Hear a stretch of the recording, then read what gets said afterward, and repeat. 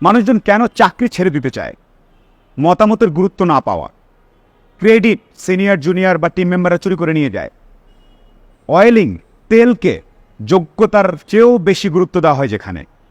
যিনি চুপচাপ শান্তভাবে কাজ করে যাচ্ছেন, লয়াল, প্রমোশন ইনক্রিমেন্টের সময় তাকে খেয়াল না রেখে 1% 0.5%, আর যে চলে যাচ্ছি তাকে 15%, এরকম যদি একটা পরিবেশ থাকে, যদি সিনিয়র সুপারভাইজার অল নোয়িং, আমি সব জানি, ডিউরিং আওয়ার টাইম কিছু বলতে গেলেই তিনি বলেন আমি সব জানি, এই জায়গায় কাজ করে আরাম নেই।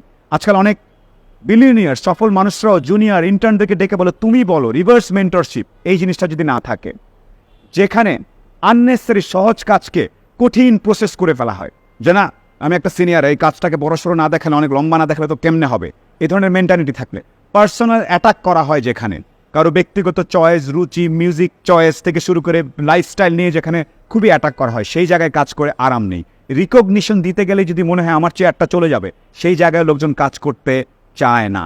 আননেসেসারি মিটিং করা, পার্সোনাল টাইম নাই, যেখানে লম্বা ওয়ার্কিং আওয়ার, এমপ্লয়ের যে একটু খিচুড়ি খেতে, বৃষ্টি দেখতে, ফ্যামিলি নিয়ে ঘুরতে যদি ইচ্ছা করতে পারে, সেই ব্যাপারে কোনো ধারণাই যেখানে থাকে না। আর সর্বশেষ ফেভারিটিজম যেখানে প্র্যাকটিস করা হয়। সো লিডারশিপ মানে এই না যে আপনি সারাক্ষণ হম্বি তম্বি করবেন, লিডারশিপ মানে হচ্ছে সবাইকে নিয়ে একসাথে এগিয়ে যাওয়া।